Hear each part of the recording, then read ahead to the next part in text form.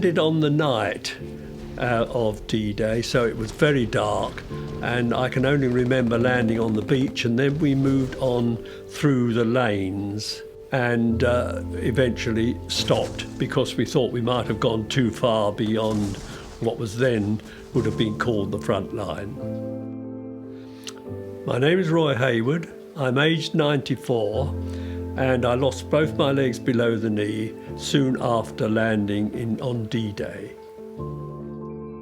I was called into the tanks within a few days because casualties had been pretty heavy, and it was on the 25th of June that we were asked to attack near a village called Roré. A shell hit us and exploded inside the tank. When I crawled down the lane and turned over onto my back, I realised that my right leg was shattered below the knee, and that my left foot had been blown off, leaving me with just a part of the heel, which I think enabled me to stand enough to get out of the tank. I was so numb at the time that I wasn't aware of pain. I was just feeling extremely upset about the fact that I saw what had happened to me.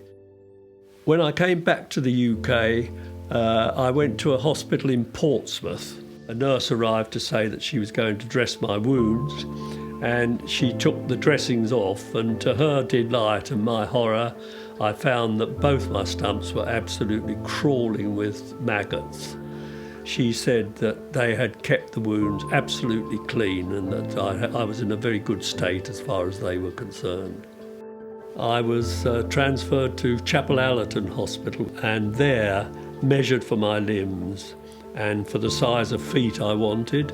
I was taken to a shoe shop, and when I was in the shoe shop they said, "Oh, well, what size feet do you want?" I don't know why. I think there was a pair of shoes that I fancied, so I had them, and they turned out to be 8.5. Yes, which is not the best of sizes really to have.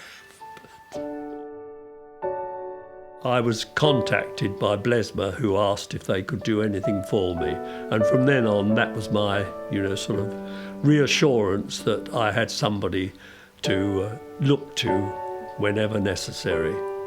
It's a feeling of reassurance that there is somebody behind me who not only would be protecting my interests as far as pension and allowances was concerned, but also a feeling of camaraderie, really. All of us were in the same situation, and we formed a very, very good group socially and every other way.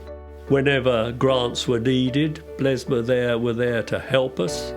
I now still receive a gardening grant, which enables me to keep my garden at least in a suitable state. I can manage my home and do the shopping and the banking whenever I need to. So I can't really see myself having any change of life, I hope, for some time to come. And of course, BLESMA now are concentrating on keeping people in their houses, and that's what I would want to do more than anything else. I would really want to stay where I am, and if it's necessary, I would approach BLESMA to see if they could help me to do that. Well, I think probably a sense of humour has been good for me. I have had some amusing experiences. I did have a foot drop off at Waterloo Station with a very elderly lady behind me, who I turned round, and there was this lady looking at my shoe and my sock and my foot lying on the platform there. Very unhappy she was, actually. Thought she was going to faint at the moment.